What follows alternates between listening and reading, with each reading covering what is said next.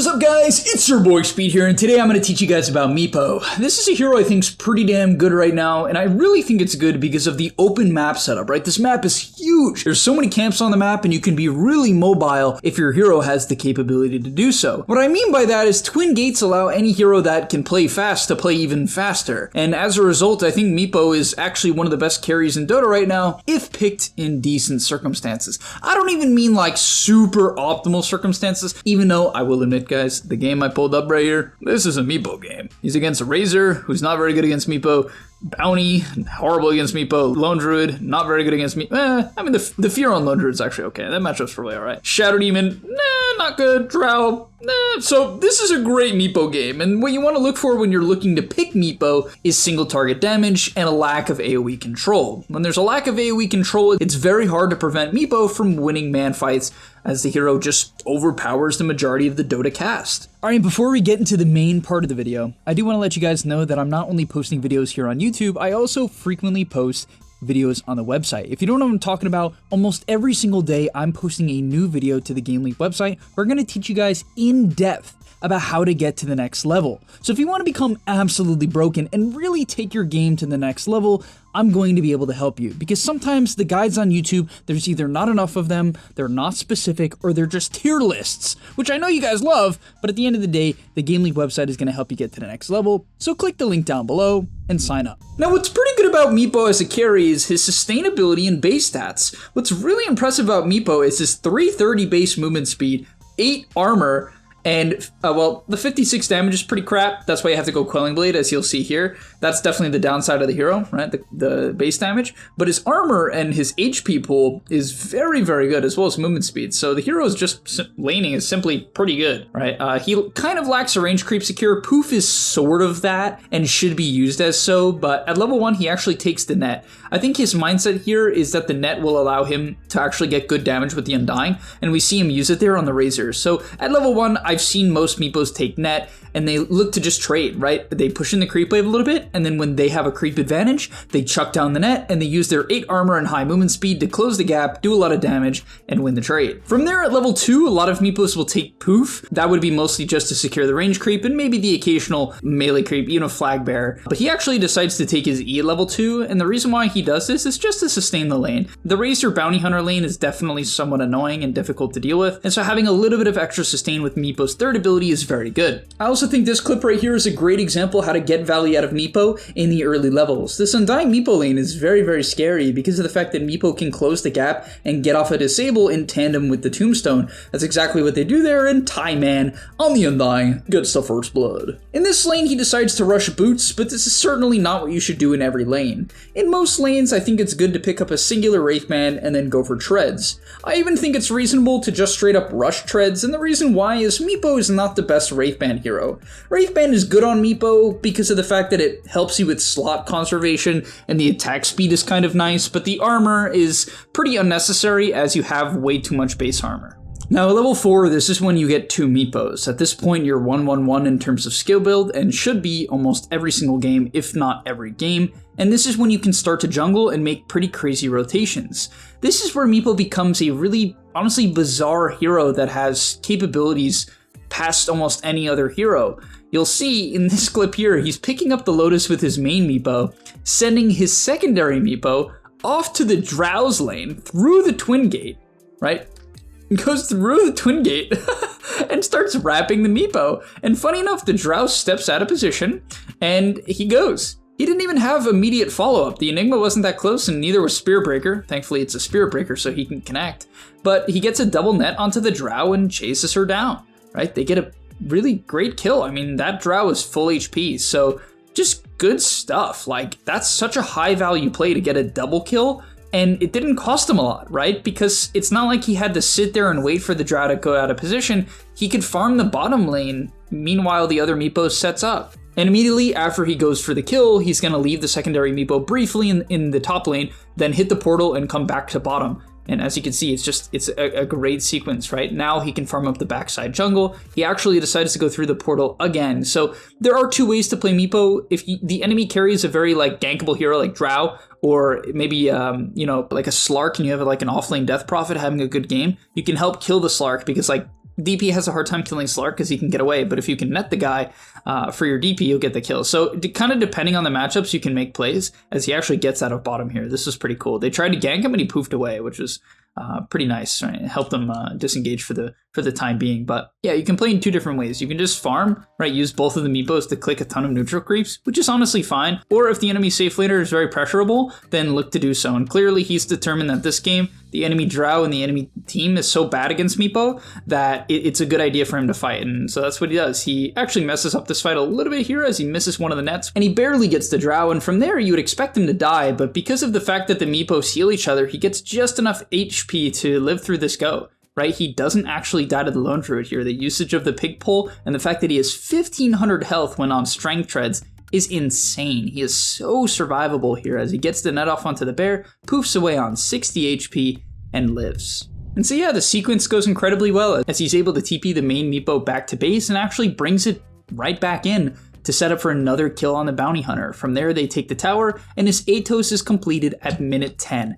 You heard that right, he completed an Atos at minute 10, an unbelievable timing, concerning he's fighting, right? His CS is low, and I will admit, I'm a little skeptical of like this gameplay for the average player. And the reason why I say that is people are going to force it in games where they simply can't get these kills, right? The matchups don't allow so, or maybe your offlaner isn't doing well, and they're going to force it anyway. In those games, guys, don't force it. Just hit neutrals. That's what Meepo has done for a very long time. He's very, very good at it. You don't have to go around killing. This is just a great option that you have now due to the change to the twin gates. And from there, he slows down the pace of the game a little bit, using his Meepos to move towards that level 11 timing where you get your third Meepo. The third Meepo is definitely when this hero becomes super devastating, especially considering you can often get your Aghanim Scepter around the same time, and that's like a devastating timing for Meepo when you can go Roche. But for now, he's farming up all of the backwoods, playing the deep jungle, kind of just looking to hit his timings. Does go for a rotation on the mid lane Lone Druid here. This seemed a little bit suspect at first. They do have a Spirit Vessel from Enigma, which I think made him think that they could go for the kill, but it's a little crazy that they actually make that. Wow, is this actually going to work? It looks good. Oh man. All right, he's just the GOAT. He's baiting and he's setting up the play. And you might be wondering why Rod of Atos. Well, the reason why Rod of Atos is good on this hero is it benefits from stats. Meepo only really benefits from stats. You cannot buy added damage on this hero. The other Meepos do not benefit from it, so you have to buy stats. And if you look at Atos, it's one of the best stat items in the game. The only problem is you don't benefit that much from the 24 intelligence, which kind of makes the item not that good, and not every Meepo player buys it. There's still a couple of Meepo players that I saw going Dragon Lances into AGH'S, and I think that build makes a lot of sense in some games, especially if your team doesn't need the initiation. And I think realistically, this game, he didn't have to go Atos with a Shaker and a Spear Breaker, and even to some extent an Enigma. I think he definitely could have just went like a Dragonlance AGH'S build, or even just an AGH'S Rush build, and go complete 1v9 mode with, more of a priority on farming. But yeah, from there, when you're farming, you want to split up your Meepos and just kind of send one Meepo to the deep jungle and one Meepo towards fights. As you can see here, he's got one Meepo farming the bot side jungle, and then eventually when he wants to swing top, he brings two of the Meepos top, starts farming the top side wood, and brings the main Meepo towards the fight. And this is what's crazy, right? You can be active and farm at the same time. I mean, there's no real other hero that can do that besides the unit heroes, which don't do it very quickly, and they need the units to fight. So yeah, into this fight, leads with the Atos, onto the Lone Druid, and just shreds the guy. The damage on Meepo is insane at this point. You're hitting for 350 if all of the Meepos are hitting. So now he has completed Aghanim Scepter, and this is where Meepo becomes a different hero again. The reason why is how this AGH'S works is you can stack your Meepos on top of each other. So if one of the Meepos gets low on health, you can just stack it on the other Meepos and essentially save that Meepo. Because the main way to kill Meepo in Dota is not to kill all of the Meepos, it's to kill one of the Meepos, right? You don't try to burst all of them at the same time. That tends to not be a possibility unless you have some very weird team comp. And so you have to kill one of them, but then you can just save that one with the Aghanim Scepter, and we'll see that play out. Now, before we move on to an Aghanim Scepter fight where I can show off the power of the AGH'S, I'd like to mention two very important plays that are extremely effective on Meepo. Number one is Roche, and Roche is super key on this hero. It's pretty easy to kill Meepo in the mid to late game. Honestly, the hero is very, very killable because once it goes in, it can't really get out. Obviously, the AGH'S helps that, but still, it's pretty tough to go high ground or like dive with Meepo. The hero struggles with that. And so in Aegis, because you take Roche really quickly, is the perfect solution. It's strong on Meepo and it's very fast to take on Meepo. The second thing you can do on Meepo is take Tormentors alone. It counts each of the Meepos as a hero, and as a result you can kill it, and I'll show you that here. So as you can see, he was farming up some of the Ancients, and even without full HP Meepos, you can pretty comfortably take the Tormentor, and that's a big deal because it gives you 250 health, and it gives one of your teammates a shard, and because of the fact that you heal with auto attacks, and as I said, it splits the damage, you can farm it and take it completely alone without sacking any real amount of health. Now in this coming teamfight here, I will admit the AGH'S looks really good. It helps Meepo close the gap even when he doesn't have vision, because typically when playing Meepo, you want to make sure when you blink in, you get a clean jump and immediately get a net off. In this clip, Drow gets off the gust, but it doesn't silence all the Meepos, and so unfortunately he misses the net, but he's able to hit on the third net and take her out. From there, the bounty hunter comes in, and this matchup's so bad because you can't go invis if you get netted, so there's just truly no way out. You do absolutely nothing against Meepo, and from there he takes their Tormentor, and so your just map control gets griefed. Both of your supports are going to get a shard with this hero if you're snowballing with the Aegis timing, so taking this 19 to 20 minute Aegis and then taking the 20 minute Tormentors is best case scenario on this hero, and is going to make you look like a smurf if you're able to execute it in your games. Because now, all of a sudden, right, you have grab ally, and now you just have a shaker shard on your core shaker. Now in this teamfight here, we kind of see the struggle of Meepo, where if your hero gets stuck, it kind of is stuck.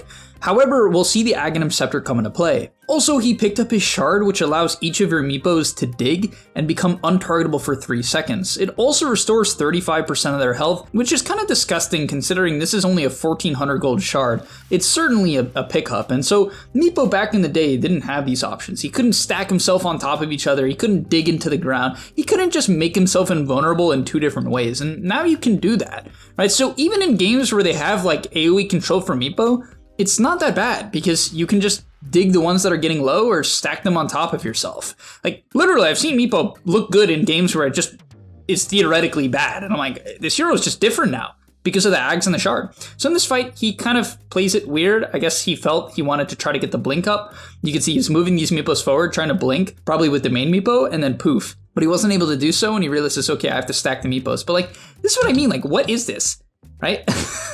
To be fair, you don't hit very hard, and that's kind of the problem. It doesn't really give you that much damage when you stack them, but it keeps your Meepo alive, so it buys you a lot of time and it can let you kite out. Unfortunately, it does drop one of the Meepos here, and he ends up going down. I don't know if that was a misclick on his part or not, but either way, you can see it buys you time, and he didn't even get off dig, and I think he messed up with the Ags, which goes to show how survivable you are. He ends up buying back here, and this actually does end the game. It was quite a good buyback, as the Drow ends up buying back and she feeds, so I guess it wouldn't have been that good of a buyback if the Drow didn't also die back. But it secured them Roshan, which, you know, I can't stress how important it is on Meepo to get this. And to complete his item build, he goes a Sheep Stick to be able to burst people from full, and he goes Swift Blink to get a little bit more agi. And yeah, to finish off the game, he just gets a team fight outside of the base, which is kind of best case scenario here. Enigma hits a massive black hole onto the 2 most important cores, and that ends off the game as he's able to eventually hex up and control this Razor and chase on. I think they find the bounty too. No, they barely don't get him.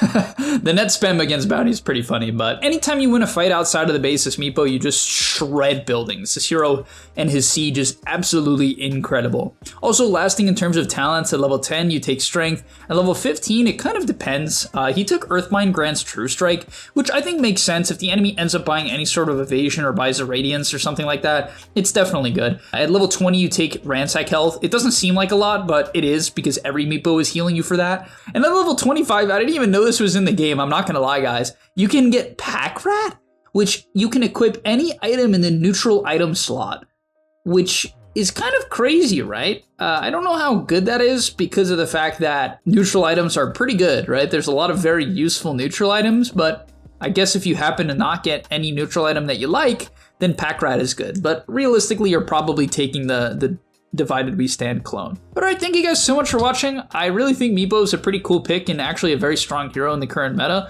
as it can play very fast or play a slow tempo, and with the new Ags and the shard being the old Ags, you are very devastating even in games where you get counterpicked. Thank you so much for watching, I'll see you in the next one, and I'm out. Peace! And that's all, but remember, before you leave, come on, before you tune out, subscribe to the Game Leap website where we are going to help you get to the next rank. If you're stuck, click the link down below, and I'm out. Peace.